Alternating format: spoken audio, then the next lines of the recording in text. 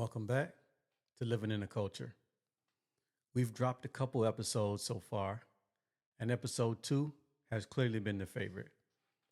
There's been so much conversation around that episode that a lot of people have asked about my story, how I navigated my career to get to where I am. So let's get to it. I grew up in a highly competitive environment, so it's easy to say I've always been competitive. And somewhere along the way, that competitiveness turned into ambition. I consider myself highly ambitious. I have a strong desire to succeed.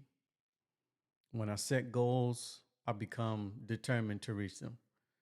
Some people would say I have tunnel vision. I get so focused on the mission. When I started my professional journey as a dishwasher, I pushed myself to be the best dishwasher. When I joined the military, I pushed myself to max out my PT scores, earn the highest marksman score, and finish drills with the best times. That competitive nature helped me stand out, and I was promoted 3 times in 2 years.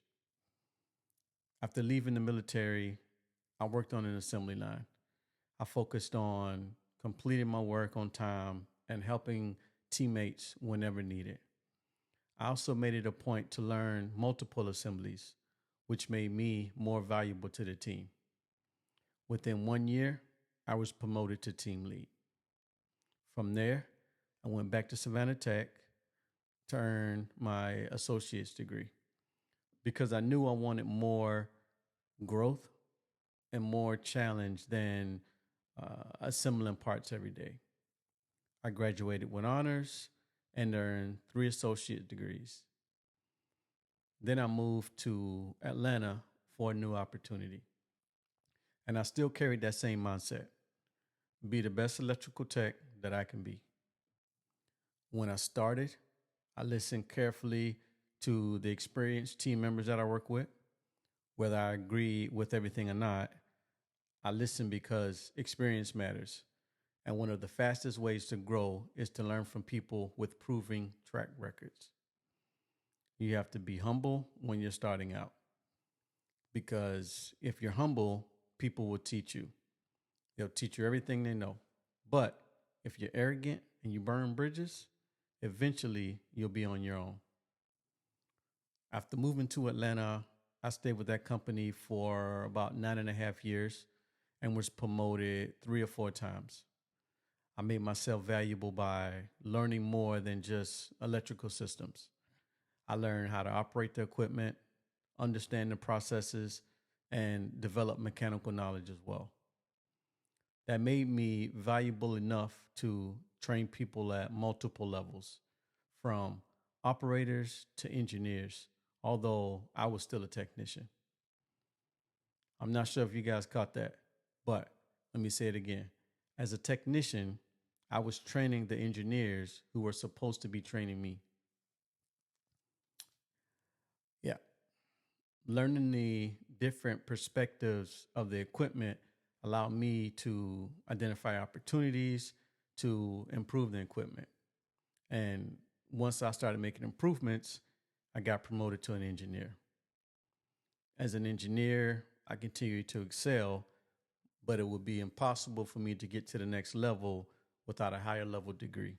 So I went back to school again while working full time, and I still graduated with honors. Over those 9.5 years, I also built strong relationships. Those relationships, combined with reliability, work ethic, and a mindset of continuous improvement, helped me move into leadership. Hard work and dedication can absolutely get you promoted, but only to a certain point. If you don't build relationships, eventually you can get stuck because leaders want people they can trust. They want to know who you are and what you stand for.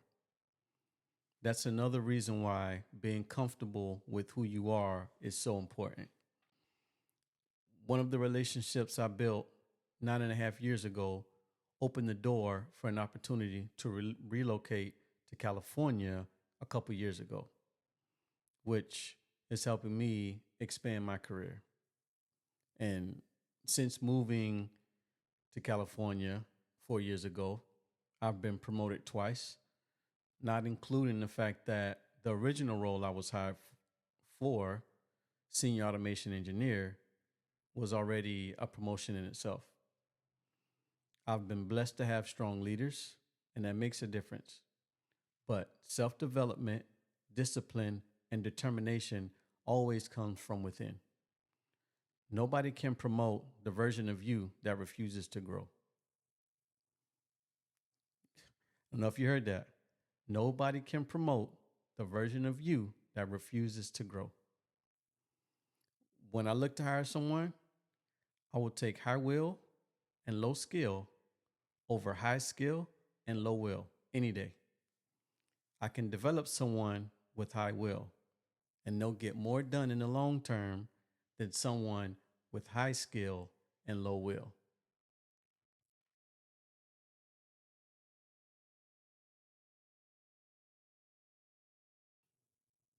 Thank you for tapping in. We're living in a culture. If this message resonates with you, follow us and stay connected. Share this episode with someone who's building their future and chasing growth. Remember, success isn't built overnight. It's built through discipline, consistency, relationships, and staying true to who you are. Season 1 is just the beginning. Keep learning, keep growing, keep applying pressure. This is living in a culture.